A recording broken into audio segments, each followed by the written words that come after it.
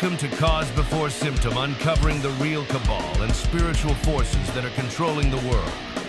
And now, here is your host, James Carner. Welcome to Cause Before Symptom. I'm your host, James Carner. Today is December 8th, 2025, and tonight's episode is all about the Bank for International Settlements. Yes, the Oracle of Basel. How the bankers write the future. Yeah, they really do. And we know what's going to happen in the future now. It's no secret. They've been releasing it every quarter. And we're going to release it every quarter too. Yeah, we're going to tell you exactly what to prepare for because the bankers are in control of the entire world. And it's hard to say so, but it's really true. And you have to think about it this way. God allowed this to happen, which means we're in times that are not so great. That means that sin is so rampant, God's like, all right, you want your new world order? Well, you got it. And that's what we're going to be talking about tonight, the Bank for International Settlements. Shout out to everybody on the live chat Rumble. Number one warrior is Scorpion, saying, hey, everyone, hope all is well. Glad to be with you all once again. Amen to that. Welcome. Number two warrior is Boots. Boots stating, hello, Pastor James Carner of the Rumble Airwaves and creator of Elite Potion. And to my fellow warriors, all right, night long, and let's give our host a boost with those thumbs up buttons. Thank you. Yes, unfortunately, Rumble will not do anything to this show unless you hit the like button. So do me a favor, hit the X, and then hit like or thumbs up, and then hit live chat. You won't lose your spot, I promise. Next warrior up is Sheila saying, sup, Buttercups. What's going on there, Sheila? How you doing? And number four warrior is Texas Militia Official stating, howdy, what's up, my friend? And fifth warrior is Robert Gertison saying, hi, y'all. Glad to be here. I'm glad you're here too, guys. Let's get into breaking news. Welcome to Shitty Breaking News with your host, James Carner, offering his shitty opinion. The Supreme Court is poised to expand Trump's power over independent agencies. That's so funny. That's from the Washington Post, and they're trying to get you to be angry. You know, Supreme Court poised. They're poised to expand Trump. Like, poised is like putting poison in there. They're saying, we hate Trump so much, the Washington Post. They're poised to expand Trump's power. Well, if you would write real news like Trump is fighting against us. That's pretty much it. And they're fighting against each other, but they're both working for the same people. And we've already found out and proven beyond a shadow of a doubt that the left and the right work for the Bank for International Settlements. Yeah, the central bank of all central banks. And we're going to be talking about them tonight, yes. Trump plans $12 billion bailout to aid farmers hit by tariffs. That's it. In an economy where America makes $29 trillion every year, and we're just going to give them a couple billion to bail out aid for farmers who are hit by the tariffs. It's not the farmers that are hit by the tariffs, really. It's the companies that buy the goods that come into America. Now, unless they're buying seeds, the farmers and tractors, which is that what this is bullshit. This absolutely makes no sense whatsoever. Farmers are buying seeds and equipment inside of America, okay? So farmers aren't hit by the tariffs at all. Who's hit by them are the companies that are buying goods coming into America, and those are American companies. So this is a way to get you off of seeing the truth. This is Trump saying, let's throw $12 billion over here to make it look like we're doing something to help America. No, they're not. That's crumbs off the bread table here.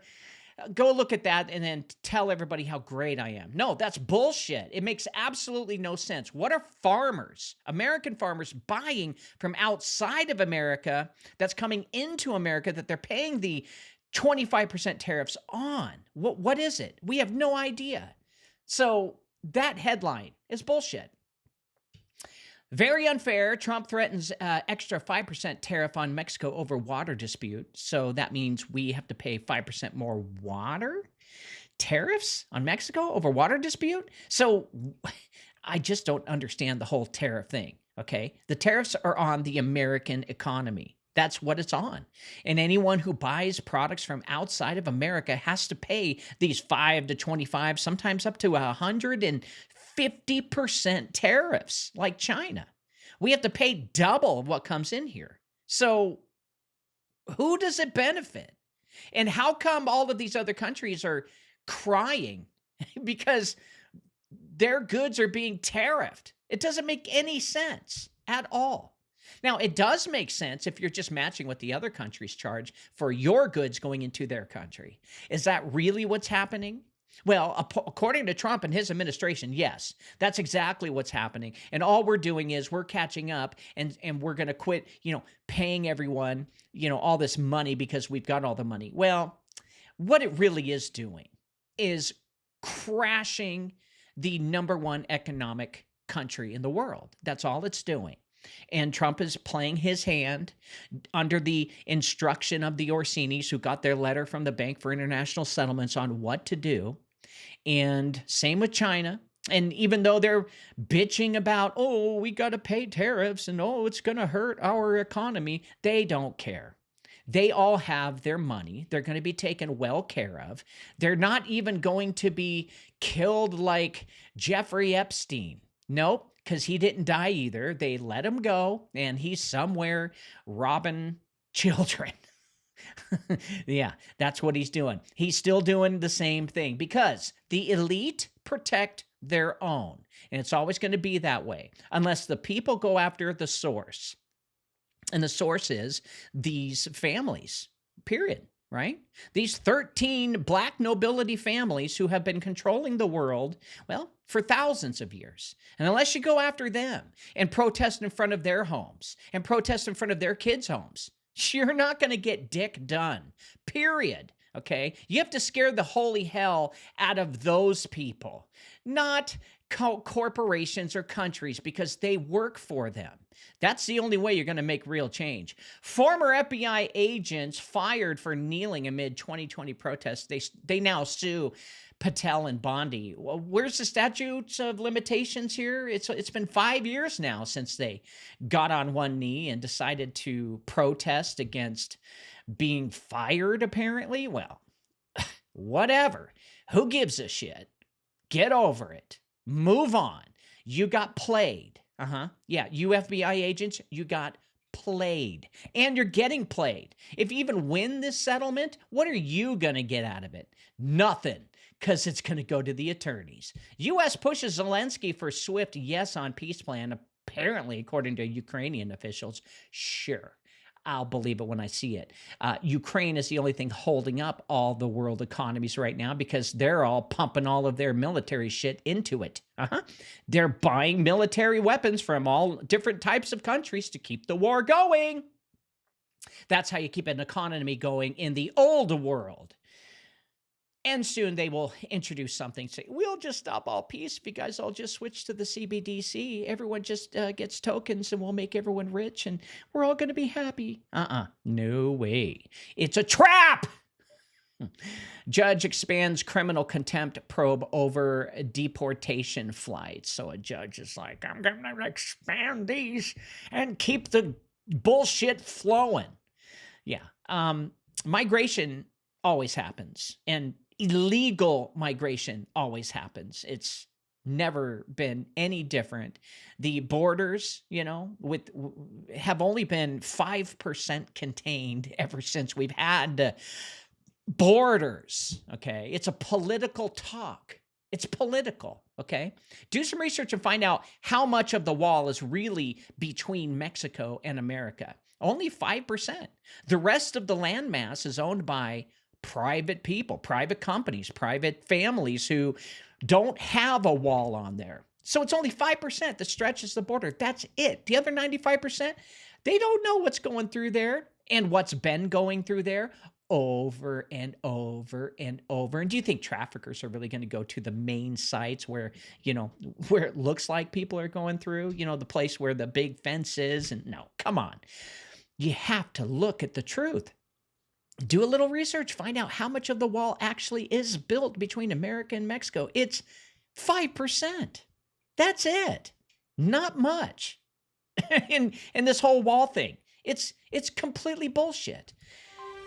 And that's breaking news. We're going to go to a quick commercial. When we come back, we're going to talk about the Oracle of Basel, how the bankers write the future. Believe it or not, they're all in on it together. Every year, millions of Americans sign a contract they don't even know exists. They think it's just another tax return, but that signature means something far deeper. It starts with that first job at 16. The system takes a piece of her check, then promises to give some back if she signs the return. Every April 15th, the same cycle repeats, not by law, but by belief. The system didn't bind them, their own signature did. Learn the truth at unincorporatedisassociations.com. Don't believe me? That's on you. You won't know until you try it. Let me just tell you. All right, guys. So there are moments in history when the truth stops whispering and begins to hum beneath the floorboards of the world. Most people never hear it. They are too distracted by headlines, too mesmerized by the theater of politics, too captivated by the stories written for them. But somewhere beneath all of this noise, beneath the illusion of national sovereignty and market randomness, there is a chamber where the future is drafted long before the world is allowed to experience it. For generations, the symbols of that future actually appeared in magazines like The Economist, dressed in clever art and metaphor, or a ritual disclosure from the elites who understood the requirements of prophecy. But in 1996, something changed. The symbols were set aside. The metaphors grew unnecessary, and the mask slipped. The future no longer needed to be hinted at anymore. It could be written plainly, and it was written in Basel, Switzerland. The Bank for International Settlements is not a bank in the way that people imagine. It is a throne. It is the high altar of global finance, where central bankers gather in private, no journalists, no minutes, no votes, to align the world's financial reality. And when they leave those meetings, they carry with them a single text, a single oracle, a single scripture. And it's called the Bank for International Settlements Quarterly Review. Go look it up. It's on their website. And to the untrained eye, it is a dense compilation of statistics, charts, derivatives, exposures, liquidity flows, and cross-border claims. But to those who rule the monetary world, it's the authoritative interpretation of events that have not yet fully unfolded. It is the lens through which the crises are understood. The blueprint for the next architecture. The key that unlocks the coming rearrangement of nations. Now, before 1996, prophecy lived in symbols. After 1996, it lived in spreadsheets. That was the year the Market Risk Amendment rewrote the rules of global banking. It was a quiet shift, unnoticed by the public, but catastrophic in its implications.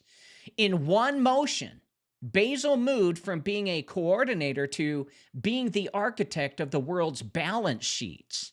No longer controlled their own risk, or nations no longer controlled their own risk. And everything passed through a single vocabulary, a single model, a global priesthood. And from that moment on, the quarterly review became the new oracle. It stopped reporting on the world and began defining it. Now, when you read the early reviews of the Bank for International Settlements quarterly reports, you see a strange thing. They describe in calm, technical language the exact weaknesses that would cause the 2008 collapse. They describe the growth of derivatives, the strain in interbank markets, and the fragility of structured finance, the tightening of credit spreads. But they do not describe these things the way the economists do. They describe them as inevitabilities. They describe them as structural adjustments. They describe them as part of a choreography the world was already dancing to, often without even knowing it. And this is when the truth becomes undeniable. The Bank for International Settlements did not predict the crisis. The crisis unfolded inside the system they had already built. Year after year, quarter after quarter, the reviews documented the world's surrender to a single set of financial laws. They taught central banks how to think about liquidity, how to frame collapse, how to justify intervention, how to coordinate policy, how to interpret shocks. It was not about guidance, it was an instruction, and every nation obeyed it. Then, sometime after 2015, the tone changed again. A new language began appearing in the reviews, a language of digital identity, cross-border tokenization, programmable liquidity, settlement networks, green finance, and payment modernization. Well, the world didn't even notice it because they weren't going to that website and downloading and reading the reports. The headlines were somewhere else on politics, scandals, pandemics. Oh my. But Basel was writing the blueprint for a new monetary age, one where cash would be obsolete, sovereignty would be procedural, and the architecture of value would exist inside a programmable financial grid. This was the birth of the CBDC era, central bank digital currency, and it did not emerge from Silicon Valley or the crypto world. It emerged from the inner sanctum of Basel, Switzerland, published quietly in quarterly reviews that only the priesthood knew how to read. And thanks to artificial intelligence, we can read it too. And when COVID struck, the reviews did not panic. They did not speculate. They actually narrated. They explained the collapse before it actually finished collapsing. They interpreted the liquidity floods before the pumps were activated. And they used the crisis to accelerate every technological structure they had already been preparing. Digital payments, central clearing, global liquidity, frameworks, and the integration of climate metrics into capital requirements. The world thought it was reacting to a virus. Basel was building the new order. And now, in the years after the pandemic, the reviews record a different kind of transition. The shift from a unipolar dollar empire to a multipolar currency world, where the United States and China are equal gravitational centers, and BRICS is not a rebellion, but an annex. Basel does not resist this change. It welcomes it because Basel sits above nations. It is the referee of the entire game, not a player on the field. It is the only institution on earth that speaks with the authority of inevitability. The quarterly review is the new prophecy now, and it is the Rosetta Stone of global financial control. It is where the future is not predicted but described before it happens. And the extraordinary thing, the thing no one outside a tiny circle has ever understood, is that these documents, these quarterly PDFs, these sterile-looking statistical bulletins, contain the narrative arc of the world from 1996 to the present. Every crisis, every shift, every redesign, every war of currencies, every technological leap, every restructuring of sovereignty. Basel wrote it before it happened. And now, for the first time, the entire archive sits in one place. It sits with me. And The Economist, well, that was just a myth. Basel, that's the real mechanism. And the Oracle has been speaking for nearly 30 years now. And the Oracle, you know what an Oracle is? It's an entity or object that tells the future. And the world never knows or never knew where to even listen, but you do now. Now, there's a moment in the real timeline of modern power that few historians ever mark. Yet it's the hinge on which the entire global order quietly turned. And it's not a date remembered for war, election, scandal, or market crash. It's remembered only in the inner circles of central bank governors and the men who built the financial architecture of the digital age. The year is 1996, and the world is stepping into something new without realizing anything has actually changed. But in Basel, Switzerland, the men who meet behind closed doors at the Bank for International Settlements know exactly what is happening. They know they are about to inherit a world too interconnected, too fast, too complex to be governed by parliaments or presidents. They know the old regimes of national banking are dying, and they know that the place where the future is written must change. The Economist, the magazine owned by the Rothschilds, it served its purpose until 1996. It was the public-facing oracle. It was a place where symbolism could hint at the next movement of global elites. Its covers spoke in metaphor because the world was still too naive and dumb and too scattered to absorb the truth in plain language. But the rise of derivatives, the explosion of cross-border banking, and the coming digital infrastructure demanded a new type of prophecy, one that did not appeal to art or narrative, but to mathematics, liquidity, and systemic risk. The future could no longer be communicated through imagery. It had to be engineered through policy and written in the neutral, technical language of inevitability. In 1996, this transition became formal. The Market Risk Amendment rewrote the rules of global banking, and with it, rewrote global power. And for the first time, the capital ratios of every major bank in the world, how much, they could lend, how much exposure they could carry, how deep into derivatives they could venture. Well, that's when they were determined not by national regulators, but by the Basel Committee, operating under the Bank for International Settlements umbrella. Thus, risk itself was standardized.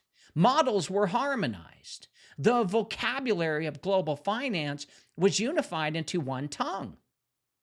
Now, nations still flew their flags, but the monetary world spoke Basel. And this was the moment the priesthood of central bankers received its scripture. And the scripture was the Quarterly Review. And what looked like a simple publication with charts, data tables, commentary was, in fact, the first unified interpretation of global financial reality. The stylistic shift was profound. Gone were the speculative tones of journalism. And in their place stood a cold, authoritative voice presenting global events as though they were astronomical phenomena. They were observed, measured, and yet inevitable. Gee. Lexi says, all the moves being made are really perfect. Actually, the amazingly strategic, go figure. When you see it as one unit, world makes more sense, big picture. And very disturbing. It says the truth sits with you. And then she asks how does it sit with me? And it says it's a serious question. I have no idea. Make okay glasses on it. I have no idea what you're talking about. Better late than never. I'm trying to figure out. Great. Glasses are an issue. Not wearing. I'll fix it. I have no idea what you're talking about.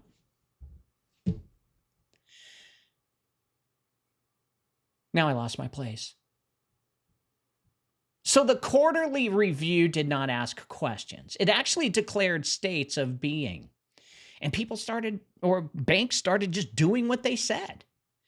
And it framed what would happen by describing the structural pressures building underneath the surface. The audience for this new oracle was not the public. It was the network, the central bankers, supranational institutions, major dealer banks, sovereign funds, and small circle of economists who crafted monetary doctrine. Yeah. The Economist told stories of the world. The Bank for International Settlements quarterly review told instructions to those who would shape it. Now Sheila's saying, the truth sits with me. Kidding, that would. Eek, big ego, wouldn't it? Make okay glasses on it. Ugh, you said the truth sits with you. How so? The truth sits. I said that? Well, the truth for the Bank for International Settlements, they're the real central bank of central banks. And it's even been documented and proclaimed by several economists, including, what is her name?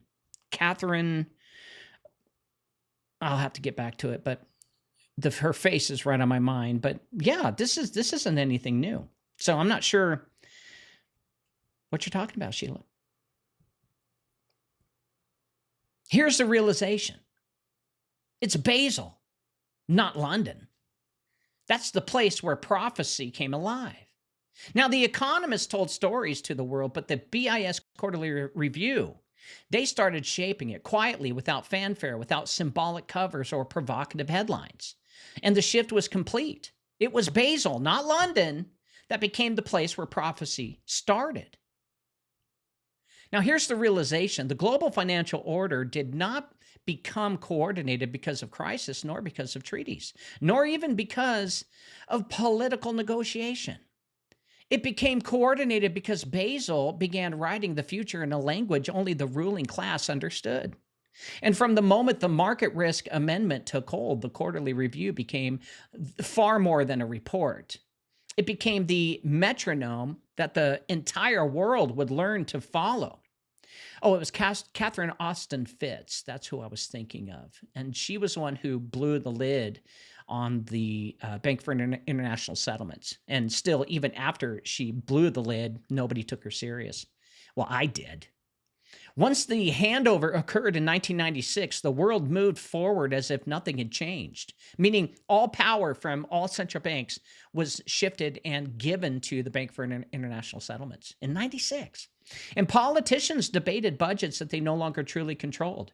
And central banks issued statements that sounded authoritative, but were now downstream from decisions already harmonized elsewhere.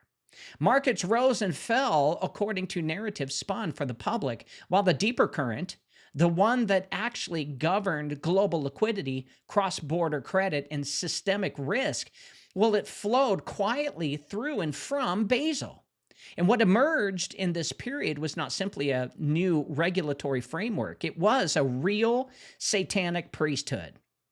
And the quarterly reviews from the late 1990s and early 2000s reveal this transformation was striking with striking clarity. And in their pages, the BIS did not merely catalog events, it established the grammar through which every central bank would interpret reality. Now, the language is calm, it's flat, technical, almost liturgical in its repetition.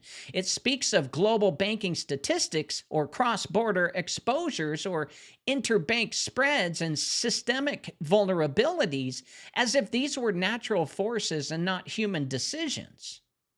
As if, in a sense, that is exactly what the BIS wanted them to be perceived as. Not as policies chosen by individuals, but as conditions that simply are. Well, this was the pure genius of this shift. The Economist had framed events as stories, implying that choices, actors, and trajectories mattered. But Basel, BIS, reframed events as structures, leaving no room for debate, as if a liquidity cycle was tightening, as if it was not because of politics or corporate behavior, as if it was because the global systems architecture demanded it, or even as if derivatives were expanding. It was not greed, but evolution, which is complete bullshit. This was all manufactured. If a nation's bond market was choking, it was not mismanagement, but structural adjustment. The quarterly review became the place where these interpretations were actually sanctified, and once sanctified, adopted without question by every major monetary authority on earth. This is priesthood operated with a unity no empire in history has ever achieved. It really is.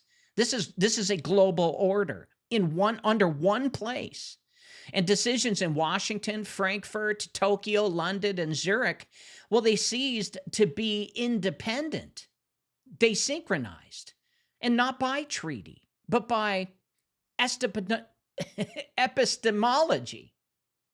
And all of them drank from the same well. All of them used the same definitions of risk, the same matrix, the same liquidity indicators, the same conceptual map of how the global financial system functioned. The quarterly reviews was the map, and because it was the map, it became the territory, and all nations followed it without any hesitation. This is why the early reviews mattered so profoundly. The 1996 first quarterly review. They showcased the Bank for International Settlements teaching the world how to think about global finance. Now, you can watch central banks one by one abandon their domestic frameworks and adopt Basel's worldview. You can watch how the BIS shows them which matrix to fear, which to ignore, which to hedge, which to monetize, and which to normalize. We're not talking about stocks. We're not talking about crypto and where to buy and what to watch out for. No, this is at the top of big money flows, billions being moved within seconds. And these reviews, they don't shout, or they actually just whisper. But the whisper echoes across the balance sheets of all nations. And in this period, a pattern emerges. The quarterly review becomes the interpreter of the world for the people who run it. And it sets the expectations of policymakers before crises arrive. It tells them which anomalies are structural and which are just noise. And it offers the first hints of vulnerabilities long before the public has any idea that danger exists. And it does all of this in language that's stripped from emotion, stripped from politics, stripped from blame. So it's not trying to convince the reader, it's trying to align them. And now here's the staggering realization. The Bank for International Settlements did not gain control by force. It gained control by becoming the only place where truth was defined. Once every central bank accepted Basel's framework for how the world works, Basel no longer needed to command anyone. The priesthood was unified, and not by authority, but by a belief system. And belief, once standardized, becomes the most powerful form of governance that the world has ever known. It's as if in 1996, someone did some type of ritual that changed all of the bankers from all of the independent countries and corporations and made them all just take what Basel has to say and then copy it. Now, as the world entered in the early 2000s, the Bank for International Settlements Quarterly Review actually settled fully into its role as the quiet interpreter of the global order. Yet in those years, long before the headlines of 2007 and the collapse of 2008, the quarterly reviews carried a strange and haunting tone. They read like a calm weather report issued while a hurricane is forming just beyond the horizon. The language is very dry. The charts are clinical. The commentary is understated. But underneath that tranquility, the review is documenting the construction of a crisis so vast it would reshape the world. And the most remarkable thing is not that the BIS saw it coming. The remarkable thing is that they described it in real time, as if the unfolding catastrophe were simply the next logical chapter of a system evolving exactly as designed. And this is where the quarterly review's true nature becomes undeniable. It does not react to events, it narrates them from above. And it does not warn with urgency, it records inevitability. In its pages, you watch derivatives exposure grow from a curiosity into a dominant planetary force. And you watch structured credit become the foundation for global liquidity. You watch cross-border banking transform from a peripheral mechanism into the bloodstream of the world economy. And the BIS does not question whether any of this is wise or stable. It explains it, frames it, rationalizes it, and most importantly, teaches central banks how to interpret it. In these years, the reviews reportedly mention widening credit spreads, tightening conditions in interbank markets, unusual movements in short-term funding, and a rising dependence on securitized products. They speak of these tensions not as alarms, but as observations, the way a geologist might describe pressure building beneath a fault line. The tone actually never changes. The temperature never rises. The Oracle just simply records, quarter after quarter, the increasing interconnectedness of balance sheets and growing fragility hidden beneath record profitability. And here's the truth that becomes clear when reading these reviews with the benefit of hindsight. The BIS did not fail to prevent the global financial crisis. The BIS was documenting the architecture that made it inevitable. So the reviews show no confusion, no shock, no surprise. They do not speculate about possible collapse because the collapse was the natural consequence of the system's own design. A design that Basel itself, through its committees, frameworks, and standards, had midwifed into existence. At the same time, the review subtly prepares its priesthood for what is coming. It normalizes the idea that liquidity can vanish suddenly. It habituates central banks to the notion that the intervention might be necessary. And it introduces the language that will later justify unprecedented global action. While the public enjoyed the illusion of endless growth, the quarterly review quietly acclimated policymakers to the coming storm. So the message was not stop this. The message was understand this. It's genius. And this is the beauty of these years. Basel does not try to alter the trajectory. It just establishes the narrative that will interpret the trajectory. Crisis becomes not a failure, but an adjustment. Stress becomes not a warning, but a feature. And collapse becomes a rupture, but not a rupture, but an opportunity for structural realignment. Telling all of the rich dudes, hey, pull out of here, move it over here for a while until everything gets realigned. And because the quarterly review is the lens through which every central bank views the world, the coming global crisis will be understood exactly as Basel prepares them to understand it. And here's the quiet realization that no one talks about, that by the time the world reached 2006, there was not a single major monetary authority on earth that could claim ignorance. The signs were everywhere in the very documents that they read religiously. But the quarterly review never raised its voice because it didn't need to, because it was not trying to overt the crisis. It was shaping the mindset that would guide the response.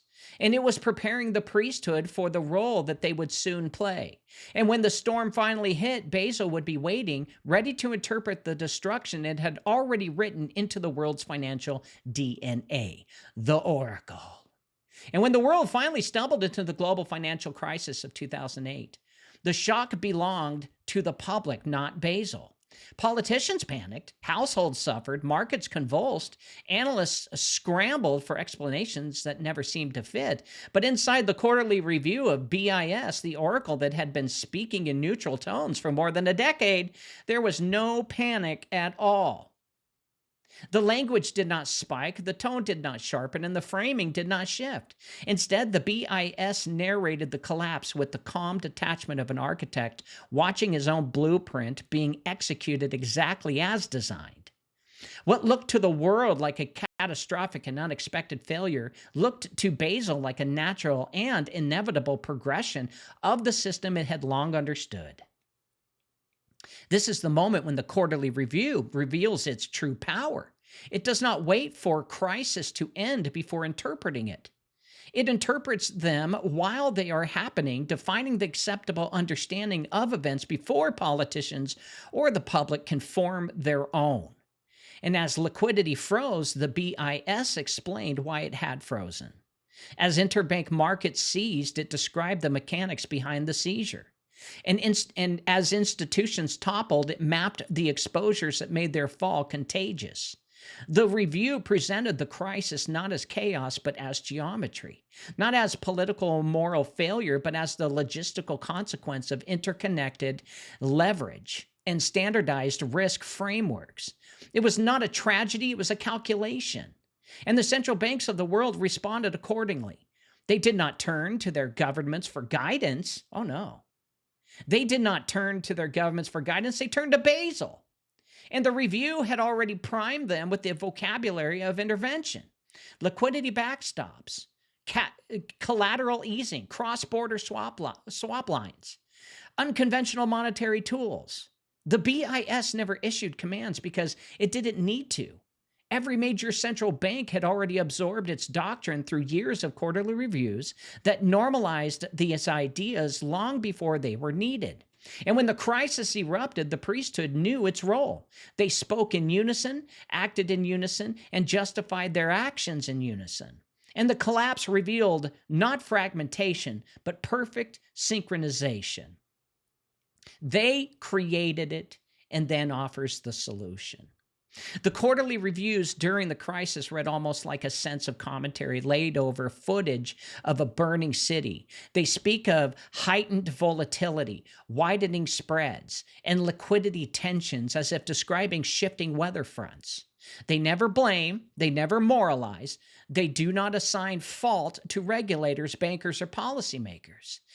In Basel's narrative, the crisis is not born from human error or corporate greed. It's born from system architecture. It's born from the rules of the game, and the same rules Basel helped to design. And once the system buckled under its own weight, Basel did not lament. It observed. The most revealing moment comes after the worst of the collapse, when the quarterly review begins to speak with a new clarity. It does not congratulate policymakers for averting total destruction. It does not call for restraint or humility. Instead, it begins outlining the next evolutionary stage of the monetary order. It sets the stage for Basel III. Remember, there was Basel I, Basel II, and now Basel III. It reframes massive central bank intervention as precedent. It normalizes the idea that crisis will require global coordination, not national solutions. And it positions the Bank for International Settlements as the interpreter of what stability must now mean in a world fundamentally remade by the crash. And here's the truth. The global financial crisis was not a deviation from the BIS worldview. It was its fulfillment. It proved to the world that the monetary order was now too large, too interconnected, and too fragile to be governed by anyone but the institution that had already understood it. And the crisis did not weaken Basel. It enthroned it. And the quarterly review, far from describing an accident, had been quietly writing the script all along. Now, when the dust settled from the 2008 collapse, the world believed it had survived a once-in-a-lifetime catastrophe. People imagined that when markets stabilized, nations would reclaim authority, rewrite rules, and prevent such a disaster from ever unfolding again. But in the halls of Basel, something remarkably different was happening. The BIS did not see the crisis as an aberration. It saw it as proof of concept. The collapse demonstrated that no single nation could manage its own financial destiny. And it showed that liquidity, credit, and risk were now planetary forces, not domestic variables. And it confirmed the central thesis that Basel had been shaping for more than a decade. The world needed one interpretive center, one harmonized doctrine, and one priesthood of monetary custodians. So after 2008, the quarterly review became the instrument of that unification. The reviews in the early 2010s take on a whole new tone. It's still calm, still technical, but now distinctively authoritative. They no longer merely describe global conditions, they define the boundaries of acceptable interpretation.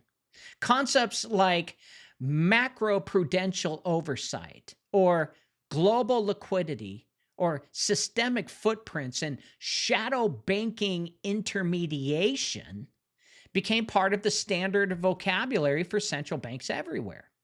Shadow banking? Intermediation? What?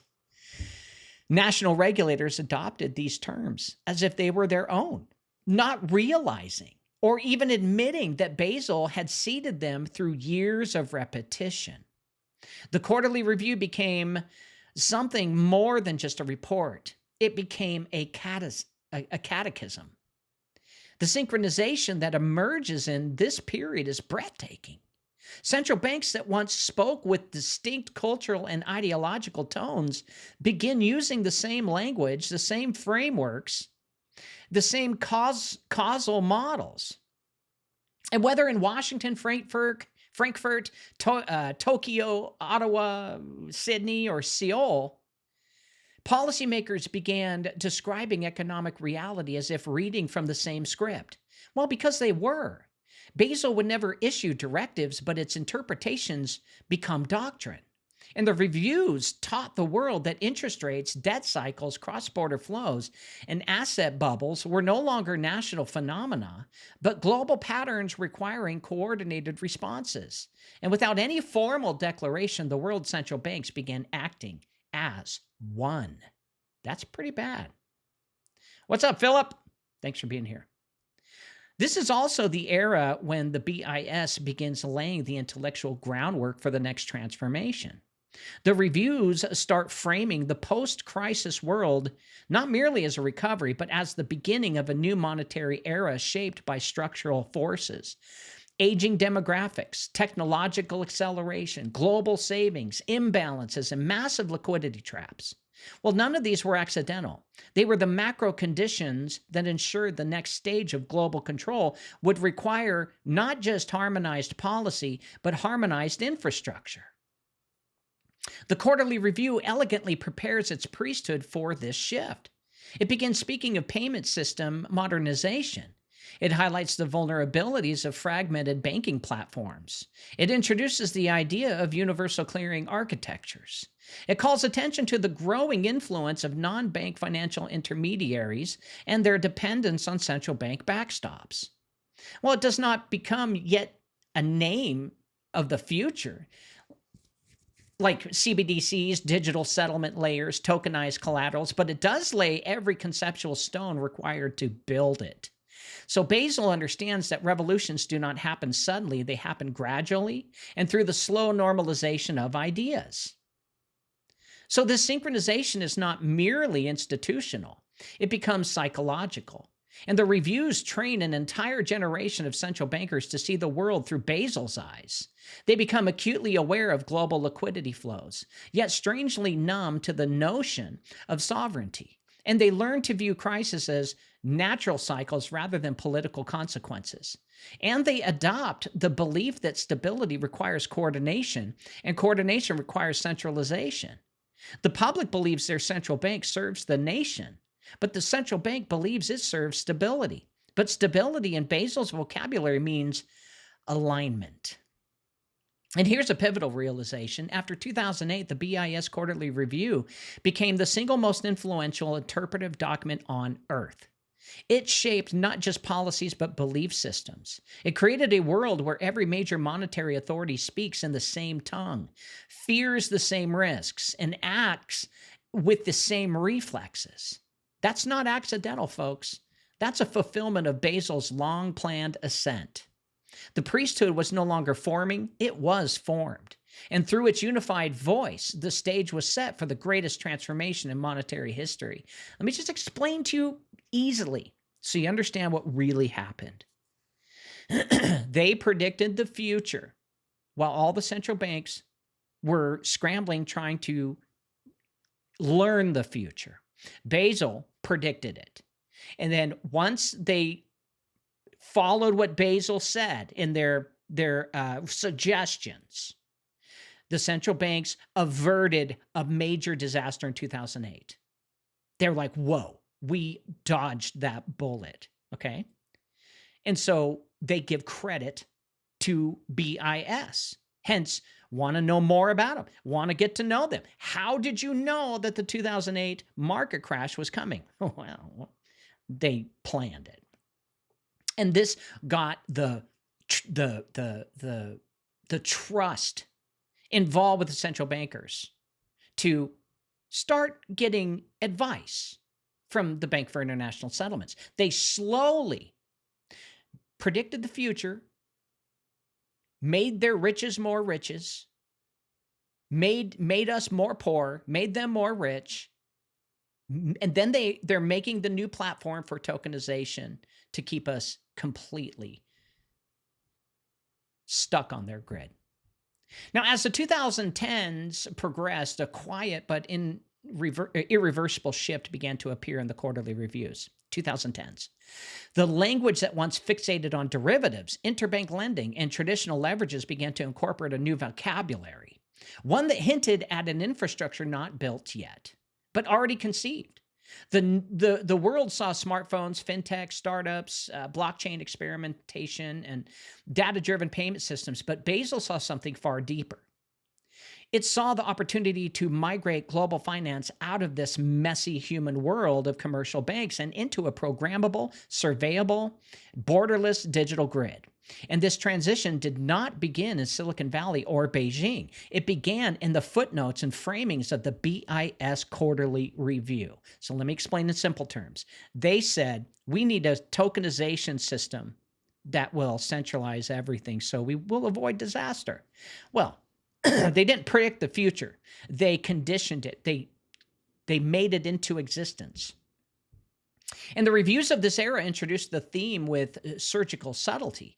They speak of technological change not as convenience or innovation, but as a necessity. And they describe the rise of real-time payments, the decline of cash usage, the fragmentation of settlement systems, and the vulnerabilities introduced by private digital platforms. Well, none of this is presented as elective. It's framed as evolution. And when Basel defines a trend as evolutionary, it's not describing what is happening, it's actually describing what must happen. And in these years, the Quarterly Review repeatedly highlights the instability caused by decentralized financial experiments. It warns of liquidity risks in crypto markets long before crypto became even mainstream. And it identifies vulnerabilities in payment processors, pointing out their systemic importance. It emphasizes the growing dependence of markets on high-frequency data flows. That's right. Robert Gertison says, whoa, BIS creates the problem, waits for the reaction, and then has a pre-canned solution. Exactly. That's the oracle that they climbed the mountain to talk to. just like in the movie 300. Each one of these observations actually serves a purpose. Their data flows, their dependence on markets. And they establish the intellectual foundation for a future where the monetary system must migrate toward a unified digital core if it is to remain stable. And because central banks adopt Basel's definitions, this perspective becomes consensus before the public realizes a debate even exists. So the reviews begin introducing a distinction between public money and private money, a framing that subtly prepares the world for the death of physical cash. Cash that cannot be monitored, cannot be programmed, cannot be globally harmonized, and cannot integrate with the digital settlement layers that Basel envisions. But the quarterly review does not argue for the elimination of cash directly. It demonstrates quarter after quarter that the architecture of the modern world makes cash inefficient, insecure, and incompatible with the emerging global financial grid. Eventually, policymakers begin repeating these points as if they arrived to them independently, but they were printed and indoctrinated and conditioned in their reviews over time. Now, this period also marks the emergence of a new conceptual pillar, the idea that central banks must move from managing interest rates to managing liquidity itself. Liquidity is not a rational variable. It's a global bloodstream. And global bloodstreams require global control. And the reviews begin cataloging intraday flows, cross-border clearing pressures, repo market microstructures, and the plumbing of financial markets with unprecedented detail. Well, to the untrained eye, these sections look like technical minutia. But in truth, they are a blueprint for a world where liquidity becomes programmable, where the core of money itself is no longer analog, but digital, modular, and instantaneous. With each passing quarter, the quarterly review shifts attention toward the infrastructure beneath markets, not the markets themselves. It speaks of scalability, interoperability, digital identity, settlement guarantees, and the risk of fragmentation. It highlights how money must evolve to match the speed of data and the complexity of global networks. And without saying the words directly, it makes one thing unmistakably clear. The next monetary system cannot be built on legacy rails of the 20th century. It must be engineered anew. And this is where CBDC comes in. And this is why they're trying to crash America and get America's dollar equal to the world's coin. Because all the other world's coin in America, they all have to be equal in order for them to switch the entire world over to a CBDC system and the rails that they've already put in pre-2025. They've been building the tokenization inside of all of Basel, and they've had it running and ready to go. They just needed the people to accept it. Thus, they're going to create some sort of a catastrophe, so we'll all beg for it. In 2017, this tone then sharpens. The review openly discusses the future of payments, the need for unified settlement architectures, and the implications of tokenization. Basel is preparing its priesthood. It's grooming them to accept a world where value exists as code, where money becomes an API, and where central banks, not commercial institutions, control the deepest layers of financial reality. Here's the horrific story. The digital monetary order was not born from innovation, but from diagnosis. Basel diagnosed the old system as structurally incompatible with the world it had helped create. And through a quarterly review, it began planting the seeds of a new system, not one of symbolic prophecy like The Economist, but one of technical inevitability. The public believed digital money would rise from startups and cryptographic experiments. And the truth is far older and far deeper. It began in Basel, in documents written for a priesthood that understood what the rest of the world had not yet realized. Money was preparing to shed its final layer of sovereignty and become fully global, fully data-driven, and fully controlled. For example, money going from America to China. Money goes back and forth, okay? People buy, corporations buy, and all that money goes back and forth. They want it more instantaneous, where credit checks have to be halted. You see, the whole point to the SWIFT system is it needs to double check and make sure that one, the person is creditworthy, two, the company, two, that they haven't done anything wrong in the past, and three, that they actually have money into bank to be transferred. All of that needs to be honed down to milliseconds instead of minutes. And Basel recognized this and then basically prophesied that this is going to happen, and all the people listened to them and said, okay, we're going to make it. They made it. That's an oracle. Now, when the world entered 2020, the quarterly reviews had already spent nearly a decade preparing the intellectual scaffolding for a digital monetary order. But the global system was still too slow, too fragmented, too analog. Countries debated reforms, banks resisted overhauls, legislators stalled. And the priesthood believed the transition was necessary, but the world had yet been given a reason to surrender the old architecture. Well, that reason arrived in the form of a global shock, the pandemic. And it did not create instability, it revealed it. And in that revelation, Basel found its moment. Now you know why the pandemic happened. The quarterly review during the early months of COVID read unlike anything before, not because this tone changed, but because the calmness itself becomes unnerving. While the world panicked, the BIS observed the crisis with the same clinical detachment it had shown in 2008, as though watching a long-anticipated structural break reach its scheduled moment. Markets froze, supply chains snapped, liquidity evaporated, entire sectors collapsed within days. Central banks responded with unprecedented force. Unlimited quantitative easing, emergency lending, which means just printing money without nothing to back it up. Emergency lending facilities, swap lines that transformed national currencies into global liquidity conduits. Yet the quarterly review did not describe these actions as extraordinary. It described them as appropriate, necessary, expected. Basel had prepared its priesthood very, very well.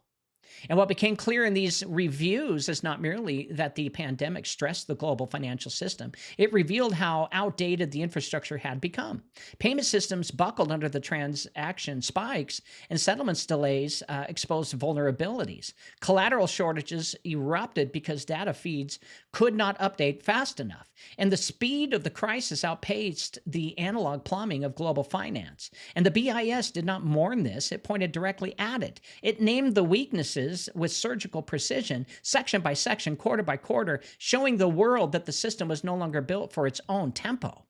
And it just so happened that 2019, hardware started getting even faster, triple every year, quadruple every year, which is an oracle, basically saying this is coming, and the people worshiping the oracle. Guess who the oracle is? Basel, Switzerland. Oh, the devil. And then Basel did something remarkable. It reframed the pandemic not as a crisis to be survived, but as an opportunity to be seized. The quarterly review began using language that hinted at transformation. Digital acceleration, structural modernization, technical convergence, infrastructure renewal. It highlighted how lockdowns forced millions into digital payments, how e-commerce created new settlement demands, and how cross-border flows required faster, more unified systems. The transition from old money to new money no longer looked theoretical. It looked urgent. Now, this is also when the quarterly review began openly discussing CBDCs, central bank digital currencies, not as experiments, but as inevitabilities. It documented pilot programs with extraordinary detail. It compared architectural models. It evaluated privacy frameworks. It analyzed offline capabilities and token designs and real-time settlement risks. The reviews treated CBDCs not as innovations, but as solutions to problems the Bank for International Settlements had already identified years earlier. Suddenly, the priesthood saw digital money not as an idea to consider, but as a system to deploy. Meanwhile, Basel positioned itself as the only institution capable of harmonizing these systems globally. It warned of fragmentation. It emphasized interoperability. It highlighted the systemic risk of letting digital infrastructures evolve independently. Risk of letting digital infrastructures evolve independently. Did you catch that one? Yeah. And because every central bank had already spoke Basel's language, the message was received clearly. The digital future must be global, not national. Ouch! So the quarterly reviews from 2020 to 2022 reveal something absolutely profound. The pandemic did not cause the transformation of the monetary world. It accelerated a transformation already written. The reviews show Basel using the crisis as a fulcrum, leveraging global chaos to justify permanent structure change. And the world interpreted these developments as responses to emergency. Basel interpreted them as the natural next step of a system evolving precisely as intended. These engineered crises are not merely moments of instability, they are moments of alignment. The pandemic aligned the world with Basel's long-term vision. It erased resistance. It dissolved hesitation. It made digital money, unified infrastructure, and global coordination seem not only reasonable, but unavoidable. We need one place to track all this shit. That's not good. How can you trust that one place? And through each quarterly review, Basel narrated this transition with the same understated clarity it had always used, guiding the priesthood through the greatest monetary acceleration in modern history without ever raising its voice. Now, one can make a prediction, not a prediction, but just not a prediction, but a vision. I believe that artificial intelligence was already in place in Basel in 1996. And because man, sitting down with lawyers and think tanks and all of that, they're not smart enough to move into a new world order this way. This had to take the most complicated financial systems in the world and merge them into one and create a crisis over and over in order to steer people towards an inevitability of what the programmers wanted.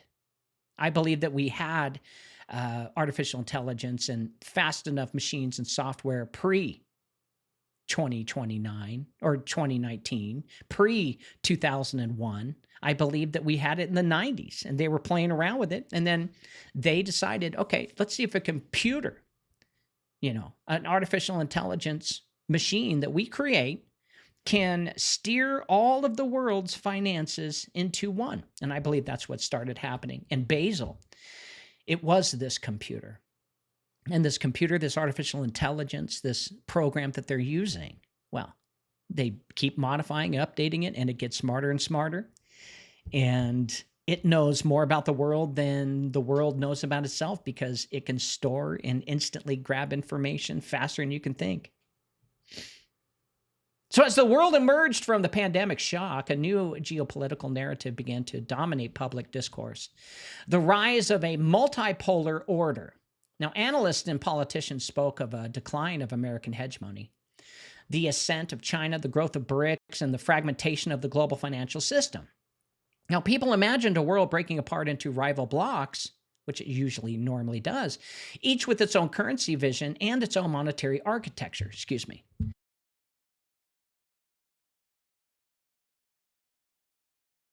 Sorry about that. Sometimes I just have to blow my nose. But while the world debated fragmentation, the Bank for International Settlements quarterly reviews told a very different story, one that revealed the illusion behind the headlines. In Basel's interpretation, the multipolar world does not represent a fracture of the global system. It represents its maturation. The BIS does not portray China's rise as a rebellion against the dollar, but as a counterweight necessary for system stability. It does not frame BRICS as a threat to the Western financial dominance, but as an expansion of the global liquidity network Basel oversees. And even the shift towards alternative payment systems, long feared as a challenge to U.S. power, is described by the BIS not as divergence, but as diversification. And through Basel's lens, the world is not breaking into competing orders. It's actually solidifying all into one. This is where the quarterly review becomes most revealing. It begins evaluating cross-border flows not by ideology, but by a structure. Whether liquidity originates in New York or Shanghai or Sao Paulo or Riyadh or Basel, Basel accesses it through the same global matrix. The BIS, a yuan-based settlement system, is not a challenge to the dollar, according to them. It is another node in the same interconnected architecture. A BRICS payment rail is not an alternative to SWIFT. It's an additional channel feeding the same global bloodstream. Multipolarity does not threaten Basel's influence, it strengthens it. I don't know if you understand what's happening here, is they're getting countries to just accept monetary payments together and to trust each other's CBDC. Because all of it has to be ran by one entity.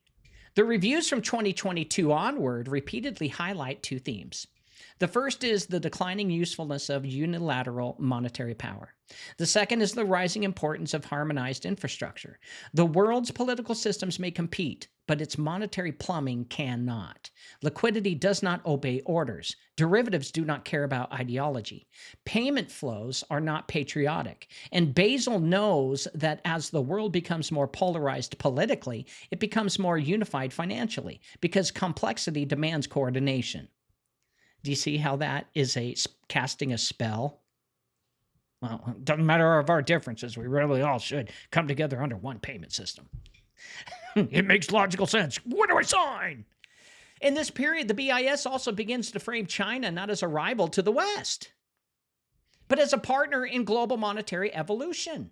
It publishes deep analysis of Chinese bond markets, Chinese digital payment ecosystems, and Chinese CBDC pilots. And it studies BRICS currency arrangements with curiosity, not suspicion. It observes de-dollarization efforts with clinical neutrality. And the quarterly review never uses language of rivalry. It uses language of integration, because from Basel's vantage point, the rise of multiple financial poles means nothing unless those poles threaten the architecture.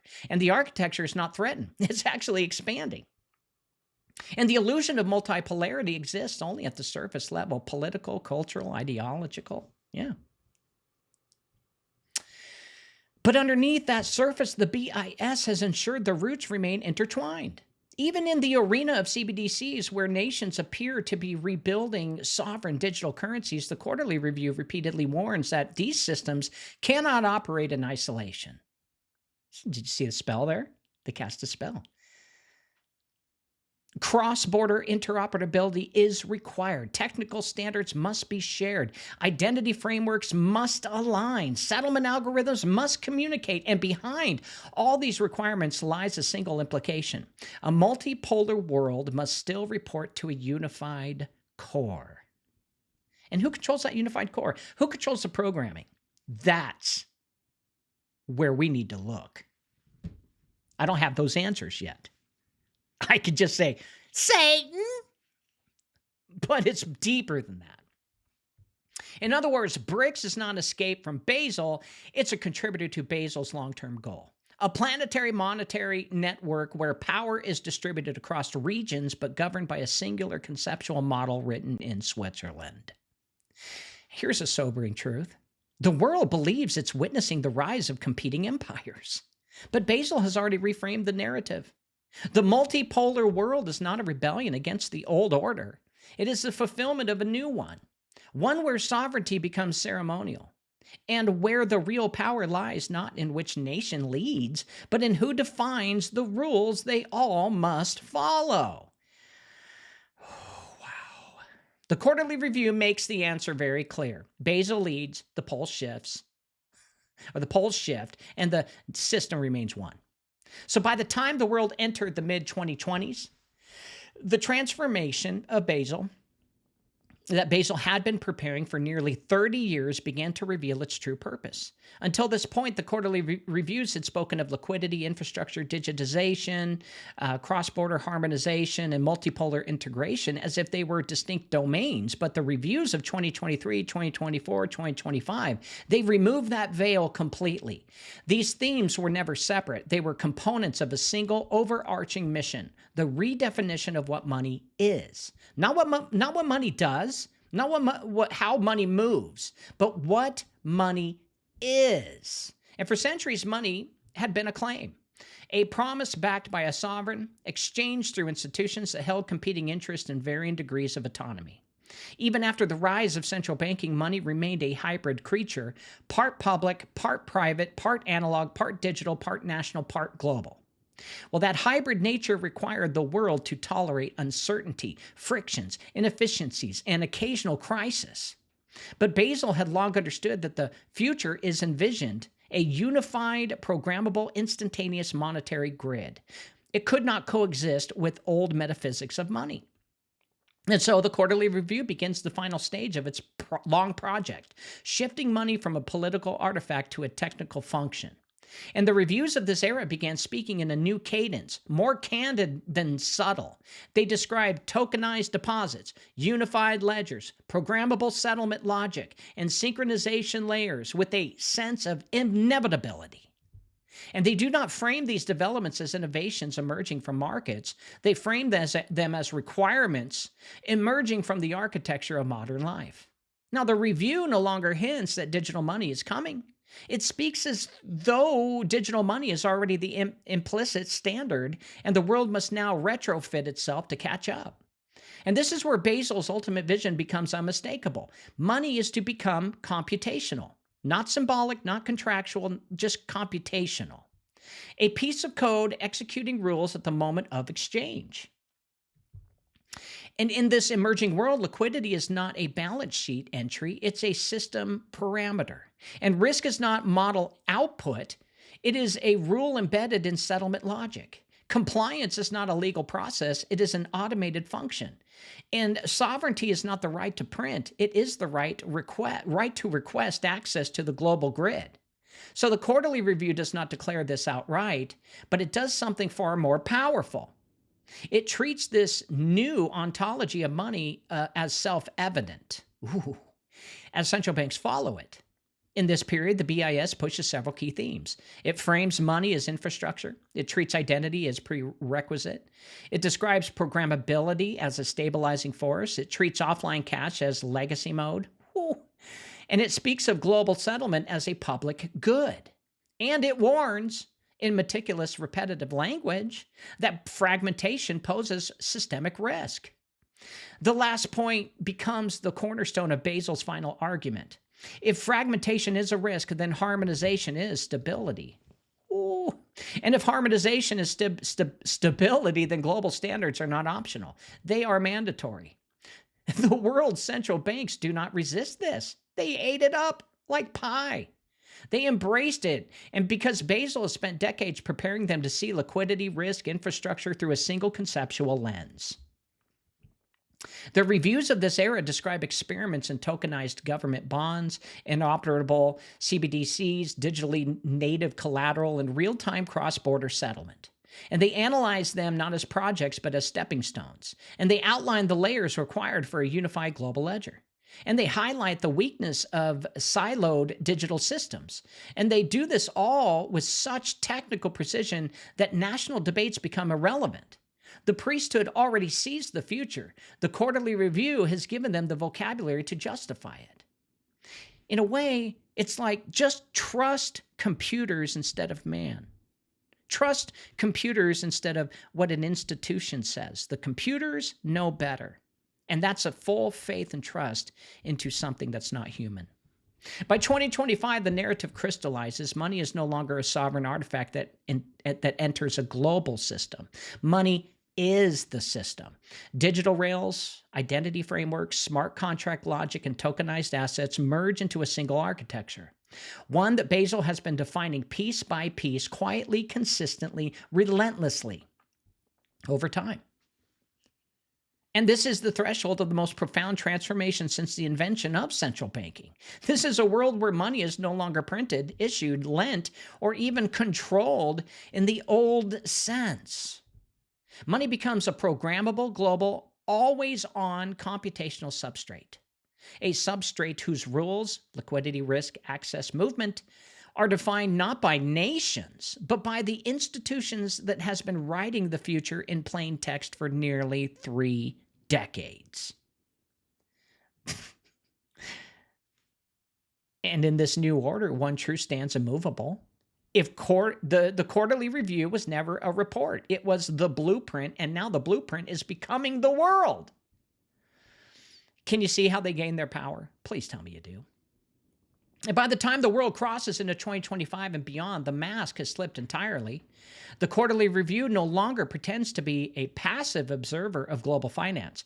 It now speaks with the confidence of an institution whose architecture has become indispensable, whose worldview has become universal, and whose doctrine has become the foundation of every major monetary decision made anywhere on Earth.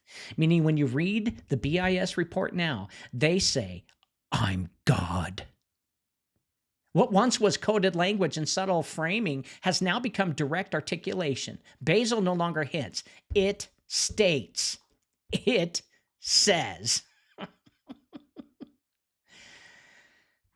The reviews of this period openly discuss the transition of tokenized financial markets, but not as a possibility, but as a structural certainty.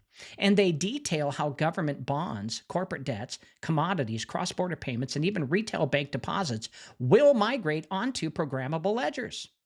They don't guess, they don't say it should, they say it's going to.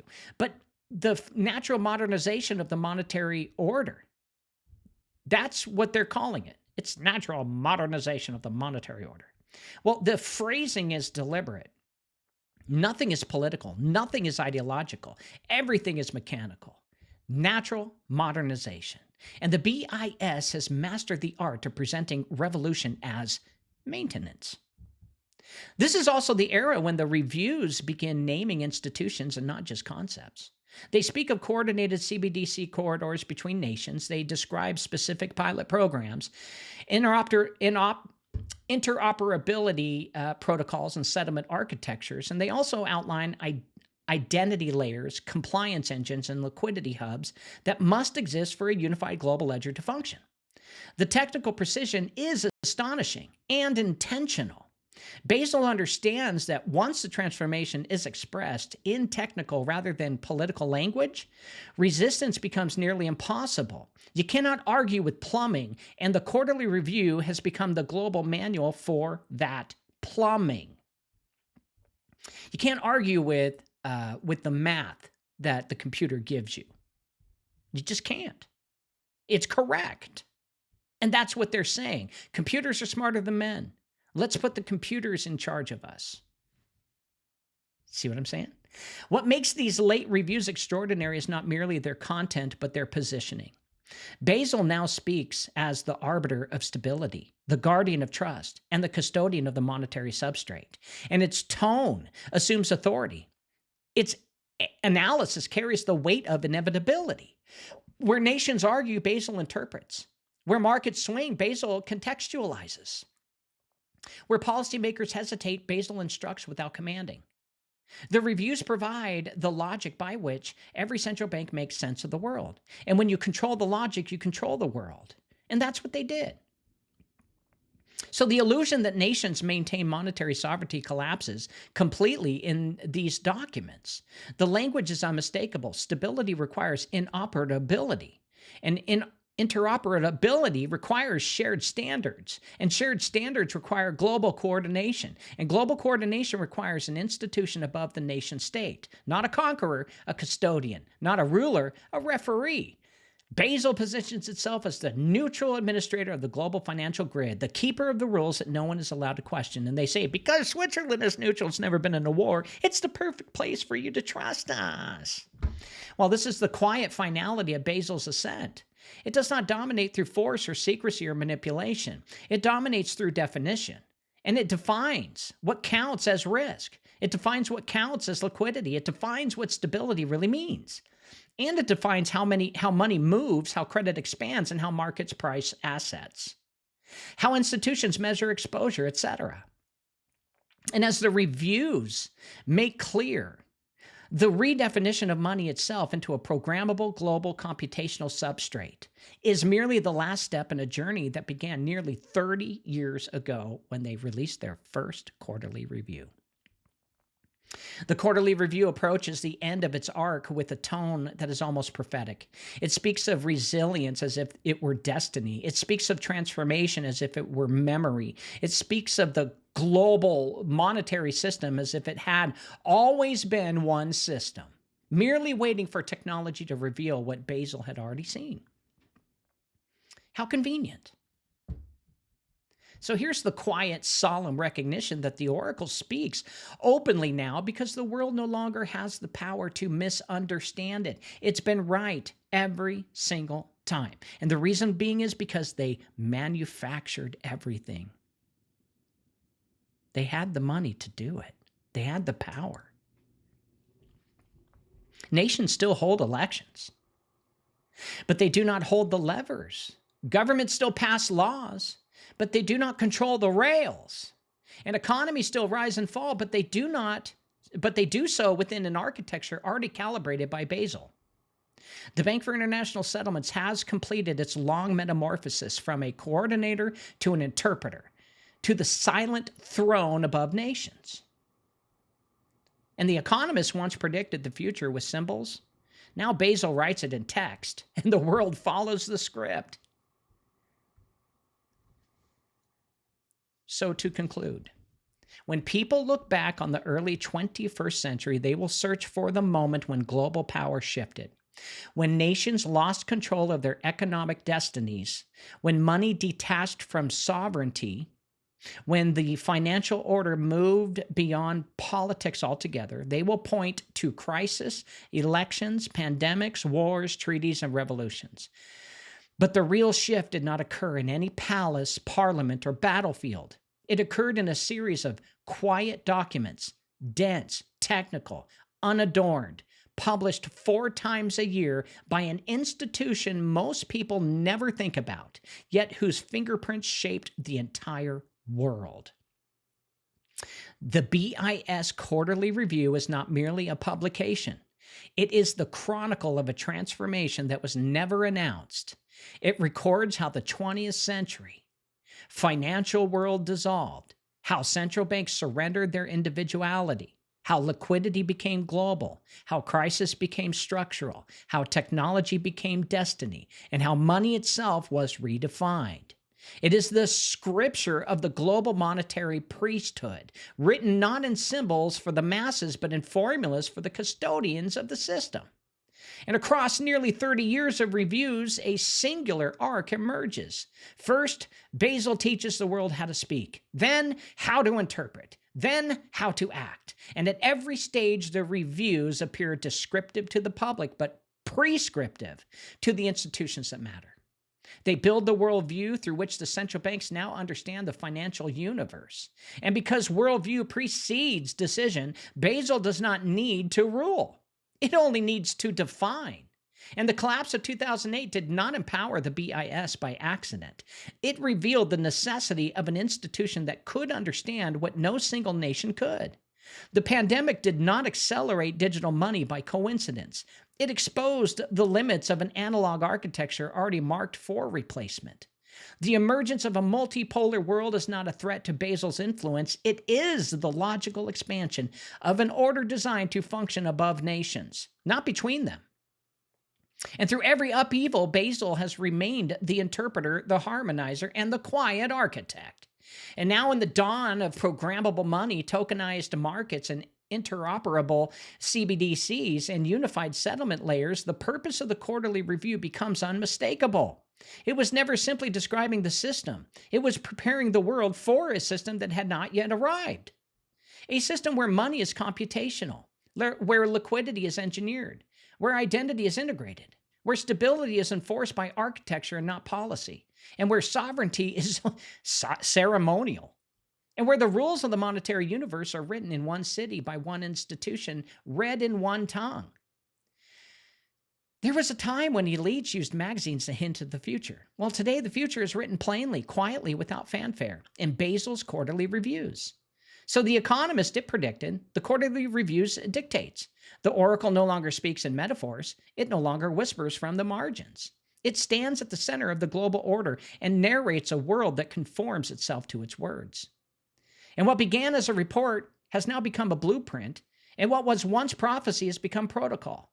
And what Basel has written, the world now lives. So based on their own forecasting of control, here's what you should expect in the coming years. Life is about to get tighter for the average working person. Prices are going to keep rising. Food, rent, gas, insurance, everything. But paychecks won't rise with them. Debt will hit harder than it used to because interest rates are climbing. And the banks are getting stricter. A late payment won't be a small mistake anymore. It'll be a penalty that sticks. Loans will be a lot harder to get. Credit limits will shrink. And the cost of borrowing will climb. In short, it'll feel like the system is squeezing from all sides, and every dollar will have to stretch further than it did before. So to make it through the next few years, folks, regular people will need to prepare like they're tightening down a house before a storm. Cut back on anything you don't truly need. Pay down the debts that cost the most every month. Build even a small emergency fund because surprises are going to hit harder. Don't take on new debt unless your life depends on it. Keep your job as stable as you possibly can and learn a side skill that earns money if hours get cut. The world is shifting towards stricter rules, tighter credit, and higher costs. But the folks who stay steady, live below their means, and keep their heads clear will ride it out better than anyone else. Why do 75% of people feel exhausted all the time?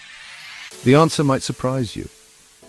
In the 1920s, Standard Oil decided to dive into medicine. They pushed synthetic petroleum into our drugs. Sure, it masked symptoms, but it wrecked our guts. Our good bacteria, which fight off parasites and heavy metals, got wiped out by crude oil. But here's the good news. We can fix this by going back to nature. Introducing Elite Potion, the world's top detox program. It restores your good bacteria by removing toxic threats like aluminum, strontium, barium, and parasites. Imagine feeling energized and alive again. They said there couldn't be a pill that did it all. We invented it. Visit elitepotion.com and reclaim your health from synthetic pharmaceuticals. Your body will thank you. This has been Cause Before Symptom with your host, James Carner. Go to his website, jamescarner.com, and sign up for his newsletter. Also, download his free books on the breath war, the crown of blood, and the ritual machine. Fix your body by buying his award-winning detox formula, removing heavy metals and parasites. You'll feel better and live longer. Go to elitepotion.com. And one more thing, please. Just try and love your neighbor, because if you do, the world would be a better place. See you tomorrow.